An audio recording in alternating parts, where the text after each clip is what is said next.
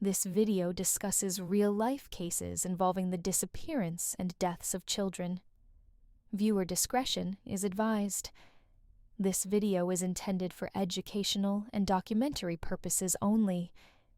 We mean absolutely no disrespect to the victims, their families, or those affected by these tragic events. Our goal is to share their stories with care, respect, and a commitment to truth. In the 1970s, the peaceful communities of Oakland County, Michigan, were shaken by a series of tragic and deeply unsettling events. 4 children, 2 boys and 2 girls, were taken from public places in broad daylight. Days later, each of them was found no longer alive. Their bodies were washed, dressed, and laid out carefully, almost as if someone wanted to give the illusion they had been cared for. This led to the killer being known as the Babysitter Killer, and to this day, he's never been caught. It started on February 15th, 1976. A 12-year-old boy went missing while walking home. When he was found several days later, it was confirmed he had been killed by strangulation. His body had been carefully washed, redressed in his original clothing, and placed in a public location where he would be found. Authorities quickly realized this was not a typical case. It was methodical and personal. In December 1976, a 12-year-old girl left home after a disagreement. Her bike was discovered abandoned the following day. Shortly afterward, her body was found near a roadside. The cause of death was a shotgun wound to the head, but just like the previous victim, she had been washed, dressed, and left in a highly visible spot. Though the method was different, the pattern was unmistakable. Christine Mihelish, age 10, disappeared on January 2nd, 1977, after going to buy a soft drink from a nearby shop. Her family raised the alarm quickly, but her body wasn't found for nearly 3 weeks.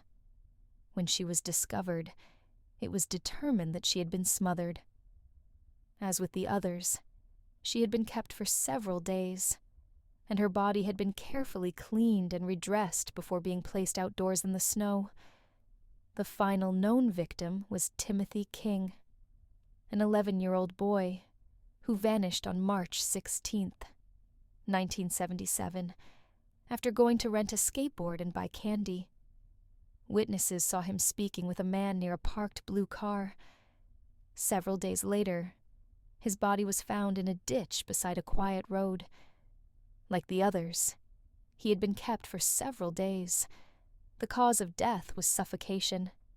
His body was clean, redressed in his own clothes, and his hair had been freshly combed. Across all 4 cases, the details were chillingly consistent.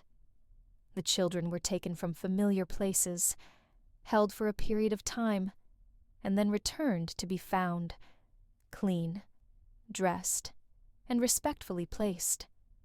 These actions led the media to nickname the unknown perpetrator the Babysitter Killer. Investigators believed they were dealing with someone highly organized, possibly with access to transportation and a private location.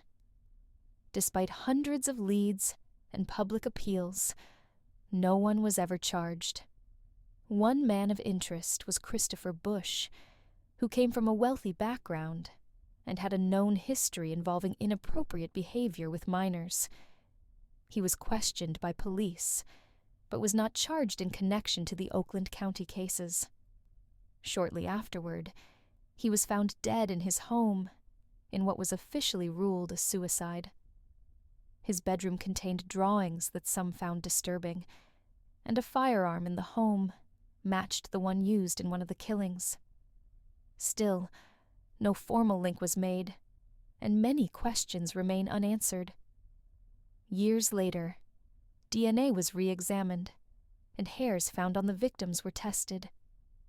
The results confirmed that these hairs did not belong to any of the children, but the source remains unknown. Some believe this points to more than one person being involved. To this day, the case is still open.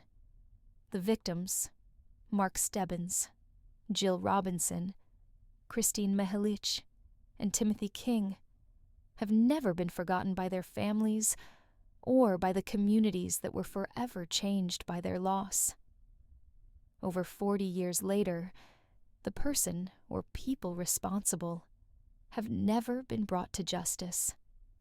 The Oakland County Child Killer remains one of the most haunting unsolved cases in American history. And even now, families and investigators continue to search for the truth. Do you believe this case was covered up?